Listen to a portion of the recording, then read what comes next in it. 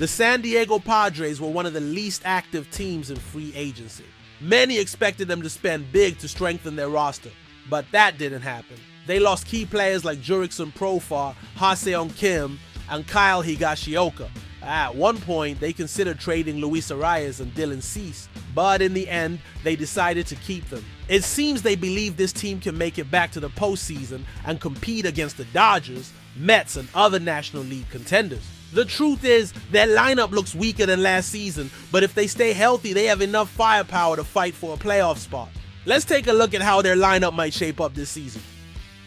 Leading off is Luis Arráez. The Venezuelan, a three-time batting champion, remains an elite contact hitter and on-base machine. Last season, he hit .314 with 4 home runs and 46 RBIs.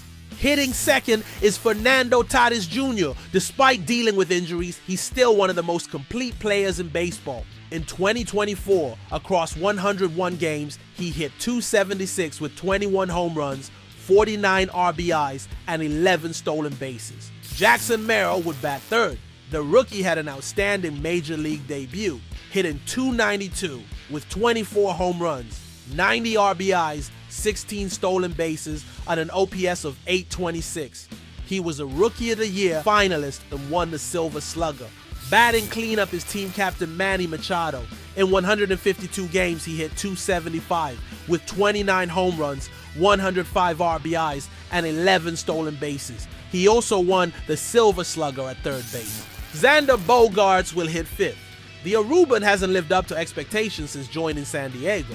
Last season, he played 111 games and hit .264 with 11 home runs and 44 RBIs.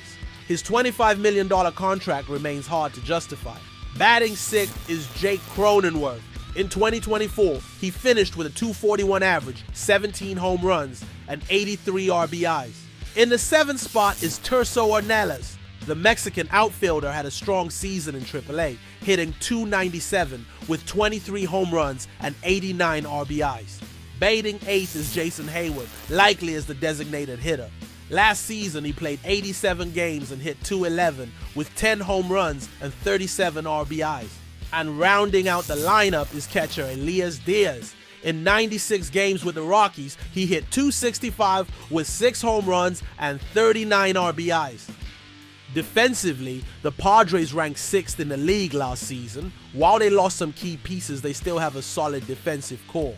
Behind the plate, Elias Diaz will handle the pitching staff. Last season, he committed just 1 error in 500 chances. At first base, Luis Arráez, though defense isn't his strongest skill. In 69 games at the position, he made 5 errors in 470 chances. At second base, Jake Cronenworth, a reliable defender who committed just 2 errors in 280 chances last season. Over his career at second base, he's made only 14 errors in more than 3,100 innings, with a .990 fielding percentage. Manny Machado remains at third base, where he's been outstanding throughout his career. A 2-time Gold Glove and Platinum Glove winner, he committed just 7 errors in 100 games and 232 chances last season, posting a .970 fielding percentage. Xander Bogaerts will return to shortstop after spending most of last season at second base. In 63 chances at shortstop, he committed 3 errors. In the outfield, left field could be shared by Tirso Ornelas and Jason Heyward. Ornelas played 76 games in left field in AAA and made just 2 errors. Jackson Merrill will take over in center field. He handled the position well last season, committing just 3 errors in 403 chances and posting a .993 fielding percentage. And in right field, Fernando Tatis Jr. He won both a Gold Glove and a Platinum Glove in 2023. Last season, he made 5 errors in 182 chances. The Padres bench will likely include Tyler Wade, Connor Joe, Luis Campusano, Brett Sullivan, and Brandon Lockridge. Now, let's look at the starting rotation. Will it be enough to compete with teams like the Diamondbacks and Dodgers? Dylan Cease will lead the staff. In 2024, he finished with a 14-11 record, a 3.47 ERA, and 224 strikeouts in 189 innings. The second starter is Michael King. He was a key part of San Diego's rotation last season, posting a 13-9 record, a 2.95 ERA, and 201 strikeouts in 173 innings. Yu Darvish takes the third spot. Last season, he was limited to just 16 games, finishing with a 7-3 record, a 3.31 ERA, and 78 strikeouts in 81 innings. Nick Pivetta, the team's latest signing, will be the fourth starter. With the Red Sox, he recorded a 6-12 record, a 4.14 ERA, and 172 strikeouts in 145 innings.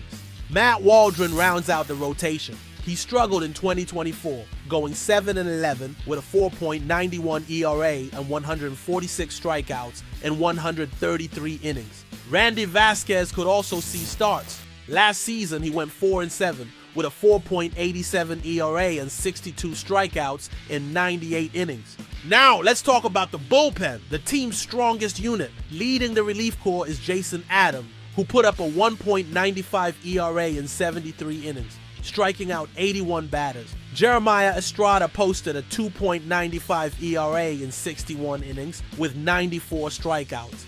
Yuki Matsui finished with a 3.73 ERA in 62 and 2/3 innings with 4 wins and 2 losses. Robert Suarez will be the closer. Last season, he converted 36 saves in 42 chances, finishing with a 9-3 record, a 2.77 ERA, and 69 strikeouts in 69 innings. Other bullpen arms include Adrian Morejon, Brian Hoeing, Sean Reynolds, Wandy Peralta, Joni Brito, and Kyle Hart. San Diego doesn't seem to be at the level of teams like the Dodgers or Diamondbacks, and many believe they'll miss the playoffs.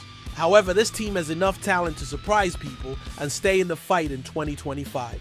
Do you think the Padres have a shot at the postseason, or do they still need more reinforcements? Let me know in the comments.